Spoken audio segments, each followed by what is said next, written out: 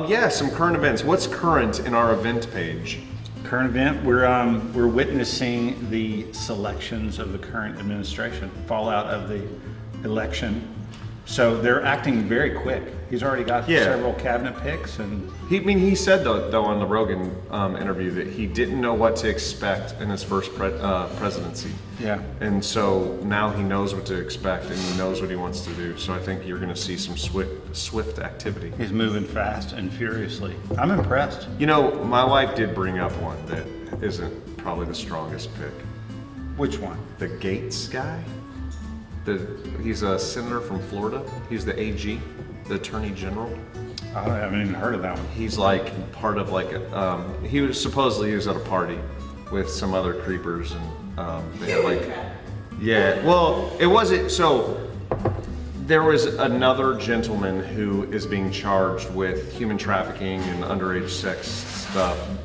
Basically they took an underage woman across state lines, so then you're a human trafficker at that point. Oh. And they had a party with an underage girl. And so this guy that he appointed was part of that. And but then everyone says that he will not be confirmed as a pick. So I guess I didn't know that. As a cabinet member, you have to be confirmed. Yeah, you still have to go through the Senate hearings and all Right. that drama, and they have to confirm. So, if the Republicans have the majority, more than likely they'll get confirmed. But even the other side, Republicans were like, this guy's a bozo. But the other side has the ability to cross-examine them in front of everyone, so it'll be televised, and unless something catastrophic happens, if the Republicans, the majority, want it, they'll likely get it. Who's your favorite pick so far? Man, I like the border czar. Yeah, he's a bad mofro. Yeah, I like him. What's his name? I can't remember. Tom Homan. He's like, Tom Homan. You were paid with my tax dollars. I like him a He lot. is. He's a ball I buster. just like those guys that are no BS and they're not, political at all, and they're just in there to get stuff done. I'm with you. It'll be exciting. There's other ones too, and they give a lot of flack to the whole defense secretary, the Pete Hegseth guy, but I like him. I think he's a good dude. Yeah. If you've ever heard him speak, I think he gets a lot of flack because he's a talk show host or on Fox and Friends, morning host. But if you've ever heard him speak, he is a smart dude, and he's got a lot of strategies. Yeah. I mean, really, Tulsi, Vivek. Yeah. Vivek. Yeah, Vivek, Elon. That's if I had to go back, I'd say that's probably the most exciting pick. So him, Elon, and Vivek are like they're teaming up. Department of Government Efficiency. DOGE. Dude, is the acronym. it's funny. Everyone's making fun of it because it's two people for the Department of Efficiency, but But there's a lot of waste there to tons. capture. So there was, I think, like $400,000 that was given to a group that was going to teach elementary students on transgenders. So much. that's probably the most tame one I've heard. There is some crazy stuff out there. Some wild stuff. Yeah. Man. It's entertaining to go through that. Yeah, all of those things are just have private interest all over. Some politician that had a special interest or some lobbyist convinced him that they needed to do this, and then in turn, hey, I'll get you some votes or get you some favor in some way. That's all it is. Yeah. Special So, interest. and that's the reason why you like that guy that you feel is not influenced by that sort of stuff. Doesn't People give like two Elon, shits. people like Tom Homan, just wants to go in there and do the right thing. Mm-hmm. Word to your mother. So. Other current events.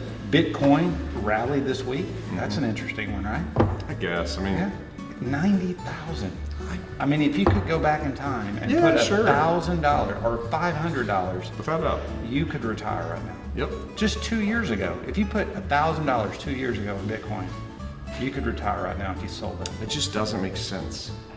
I just don't. I don't know what it is either. Yeah. It's like investing in, another galaxy. I just don't get it. I don't, well, I can't get behind it. There's obviously people that do. For sure, and people gotten super rich off it. So congratulations to them. Here's to you, cryptos, but I just can't. Yeah. Can't hop in. Not me, not yet. Not really a whole lot of stuff on oil and gas, but I'd say out of industry related stuff, one of the most interesting things to me to watch And what's going to happen is what is going to happen to the tariff, specifically steel imports from China with Trump administration coming in. Because right now, it was at 25%, is what Trump implemented in the first term. And then Biden kept those in place, if not reinforced them. Right. And now, you hear Trump saying things like he is going to double down on this. Harder in the paint. And he's talking like upwards of 60%. And there are people that believe that he is going to do that. Can you imagine? Austin, what's the tariff now on imports? 25%. I think it's more. I think it's higher. On steel and aluminum, it is 25%. What about a finished good, like a nut? I thought it was like going up to 100%. I mean, there's different codes and there's different codes that are being made, tariffed at but 100%. Generally speaking, steel and aluminum, and I'm not just talking about bolts and nuts and that So you're sort of just thing, talking but just raw steel. material, I mean, which is tons of import. I mean, China controls about 55% of the world's steel. They sell 55% of the world's steel, so a vast majority, right? It's a lot. And in the U.S., there's tariffs. And even India and European countries have tariffs on China because of the anti-dumping to try to control that. So it is interesting to think. You think back the last several years, what that 25% has done to our industry, what 60% would do. Oh, yeah. Now, I don't think it will happen. I would love it. It'd be great for us. There are a lot of people that think it is really going to happen. He is going to I hope double it down does. on I hope that. it So does. I think it really depends on what China does. If China takes those threats and they react in some way to try to relieve some of the anti-dumping that they're a part of, they could possibly soften their stance. But it's the Trump tactic, I think, to double down, go extra hard, make a lot of threats, and then hopefully they'll back down. But I read something the other day that in Mexico, their labor rate is now cheaper than China's labor rate. That's been the case for a long time, but the problem is it's not very easy to do business in Mexico. There is a lot of Shady corruption, business. and it's very difficult for a U.S. company to do business straight up. The one good thing about China is that it's a buy-sell relationship, and it's very tightly controlled. All the commerce there is very controlled. Sure. It is the wild, wild west in Mexico. Still? Yeah, very much so. Yeah. Okay. Fair enough. Yeah. So, current events. I think the tariffs is an interesting one to watch. That'll be the one to watch in the next few months. See what happens. Mike Tyson fights Jake Paul tonight. Any predictions? I think, and I keep saying this, I think it's going to be a complete and utter disappointment. You're going to, at midnight, you're going to be hammered, and you're like, I was looking so forward to this fight, and then you're like, that was a complete waste of time. I mean, because Jake Paul is just an arrogant kid, right? He's so obnoxious. But he's got some game. I mean, he's not a complete dipshit. And Tyson used to be that bully, that guy that everybody hated. He was kind of the heel, and biting Evander's ear off and all that stuff. He was hated for a long time. Yeah. But you go through a couple of hangover movies. Yeah. All of a sudden, you're endearing a little bit. And he started getting high and Tyson, doing mushrooms, and he became the Snoop Dogg of the boxing. So you world. look at where it stands right now. I think we all kind of like Tyson. Everyone's rooting for Tyson. I think we no doubt want about it. Tyson to knock him the hell out. I agree, but I don't think it's. And I think he will. I think it will. I think it'll be early in the fight. I think Tyson will take him. They're wearing those He's big gonna- pillows, He's gloves, gonna and throw one of those uppercuts. I don't care how much pillow. If Tyson hits you in the chin, you're Jake going Paul's to the been mat. rocked in a couple fights, rocked, Yeah. and he's still, he's got a strong chin.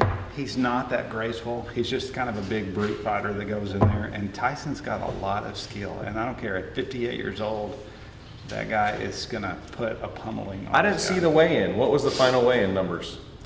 Mike was at 230, I think. No, wait, Jake Paul was about 230, and his normal weight is around 200. Yeah, he so put on a he's lot of got weight. he's got about 30 pounds, which is not as normal. As a matter of fact, his old trainer had made a comment that was a concern for him, that he wasn't used to holding that much weight. So that's going to be a dynamic that is probably going to hurt him. And then Tyson is fighting. I think he may be lower. He may be 215, 220 or something. But Tyson was definitely the heavier fighter. He's at his weight. I mean, Tyson is at his normal weight. So he's fighting where he normally I is. think it's going to go the full distance, and I think it's going to be some BS call that no one's going to agree with. And you think Paul will get the decision? Probably just because it's his company that's promoting the fight, you're just gonna be like, this is stupid BS. I think 'Cause it Tyson's got always something to is. prove, and even if it is rigged in some way, I think they would have more to gain by letting Tyson win. 227 and 228. 227 and 228, so they're very close. Yeah, And Paul's a big dude too. yeah. We'll see. You seen him get slapped last night? That was the weakest Tyson slap slapped him. ever. It It's like- was.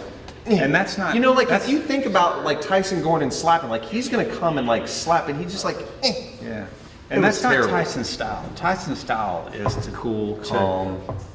right dead in the chin Yeah. with a solid It was fist. weak. It was weak. That seemed a little fake to me. I'm telling you, you're gonna be disappointed. We'll see. We'll see. We had one of our loyal watchers, listeners, yes. comment on YouTube last week. So we about our were episode. talking about customers and chasing customers Chasing a for customer. a very long time, like Yeah. 2 years. Yep. And finally ending up getting some action from it, Yeah. right? Yeah. So his question was, How do you do how do you that? do that? Like, How how do do you- you stay engaged long enough? How do you not get discouraged? And he was asking the legend, Bryce Oliveira. I don't know about legend. I mean, you know, I think it's just a simple process. We just had another one that I've kept in pretty close contact.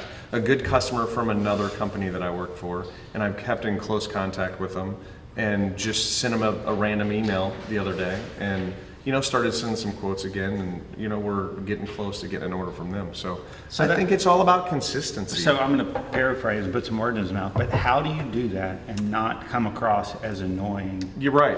That's the real question. I think you have to know your customer and understand what they're looking for. And, you know, if it's someone that, like this customer that we just got the other day, we've, you know, probably every month we'll send them an email. Every couple months we'll make a phone call.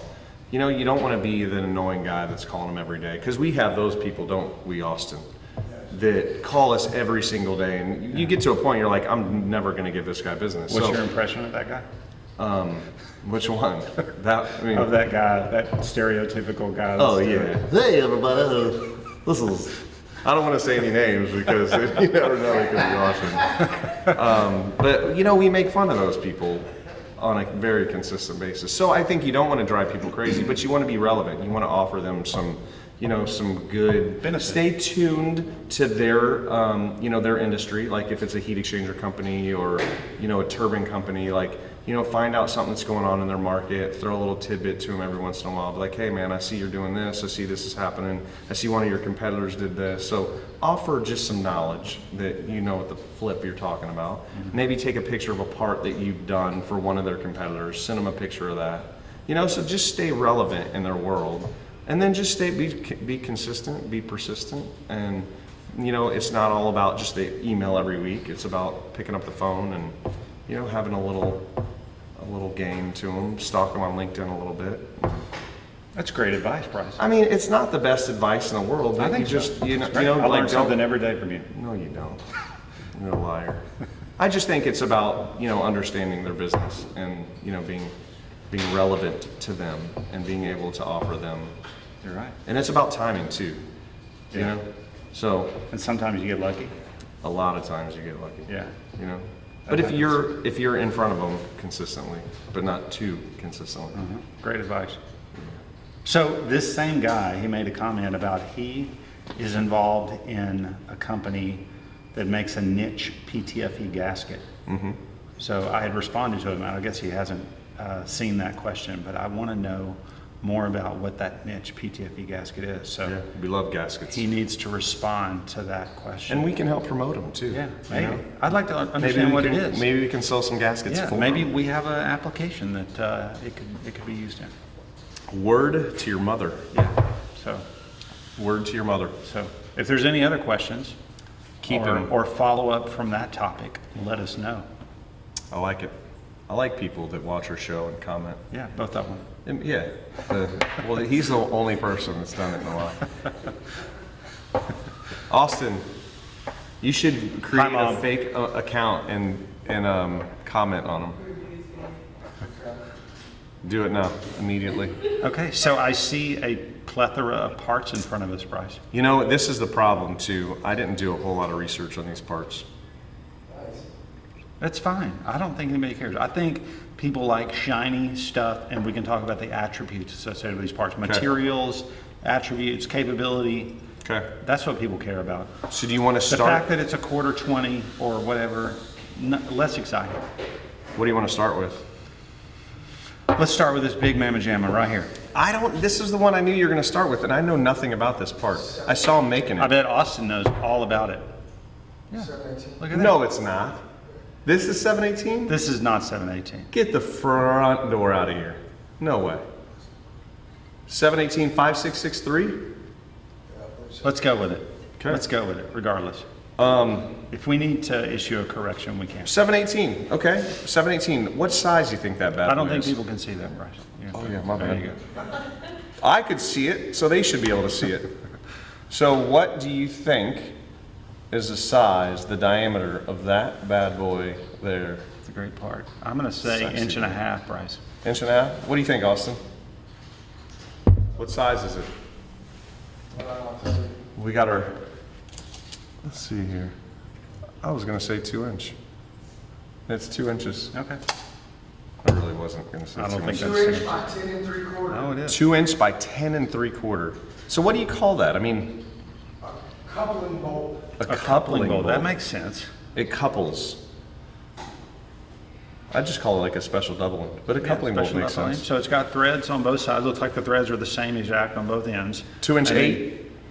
You've got some special journals that you've machined in the center there. A journal? Yeah. So is that for alignment or is that for some type of rotating feature? I bet it's for rotating. You think? Or I don't think so. what about a, I bet that's for alignment. I bet that's so that the two pieces will line up perfectly. you think so? Yeah, I So, think but so. why have the groove then? I'm not sure. We need to do a little more research on this. Austin said because it's groovy. That's why we need to have Austin on the podcast from time to time. He can comes come in right now. He comes in with gems Austin? from time to time. You know? And here comes Luderman. We should get Luderman on. I think we We should. could tell him we're not really recording and have him come on. Yeah. He's Okay. not going to come. There's no way. So that's one 718 piece, and then we got another 718 shoulder bolt. That is a beautiful shoulder bolt. I don't know, these things are just so badass. Yeah. So shoulder bolt, Yeah. I bet Half that's a 13. half 13. Yeah, I agree. Half 13. So what would that be? A 5/8 or a 3/4? Which, on the shoulder? Luderman, we're just practicing right now on the 3/4. podcast. Can you come help us practice? Come on. Come on. We just talk politics. We should have a follow up. You're talking politics? Why We would should you do that? we should have a follow up Sean over here talking politics. and have John and Miss Henry come on together. So a cool shoulder bolt. What do you think the length on that bad boy is? 8.5 inches. 8.5 inches, you think so? Yeah. So when you measure a shoulder bolt, do you measure from under the head or do you include the head? You don't include the head. I'm with you. No head included Correct. on this bolt. No head Yep. for you. Correct. 7 1/4. Yeah, that's close. What'd you say, 8.5? I said 8. 8? Yeah. Okay. 718. Sexy. Beautiful. Beautiful part. So that's typically used high temperature, high strength, a lot of turbine applications, right? Yeah, so the thing that 718 does a very good job, it's got a lot of nickel in it. So it does well at temperature, it does well at corrosion, and Very it high maintains its strength. Because a lot of times you take materials to temperature and they lose their strength.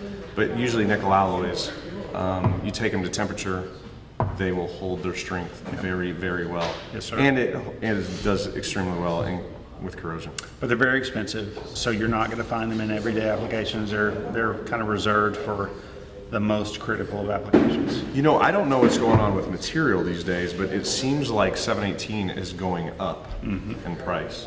I don't know if there's a nickel thing going, but I got a quote on that today, $35 a pound. I was going to say 30, but 35. 35 a pound. So it's going up, man. I don't know why. I haven't researched that in a while. My material people have been slacking a little bit. They haven't been coming around. And what do you think that is? Taste it. You've smell got it. a nut there It's not that threaded. is So not threaded yet. they were actually at the stamper, and they were going to stamp them, and then they were going to go over to the threader, and they were going to tap all those. So we've machined the washer face side, we've machined the chamfer side. but as you can see, no threads. So what do you think that is, was it material and size? I would love to hear your guess. I'm gonna say 5/8. 5/8, okay. Yep, and I'm gonna say 7/18. 7/18. That is something exotic. That is not normal stainless. It is B6. Oh, so 410 410, stainless so it's steel. actually a grade 6. Okay, yeah. Because it's a nut. So A194, grade 6, 410, quench and tempered one time. So that would be considered a martensitic Martensitic. stainless steel. That's right. As opposed to an austenitic. Austenetic. Austenetic. You said austentitic. Did I say that? You said titic. That's exactly what I meant to say. You said Austin's titics. That's what I call it. So it's also metric. Oh, really? So an M20. Oh, nice. How about that?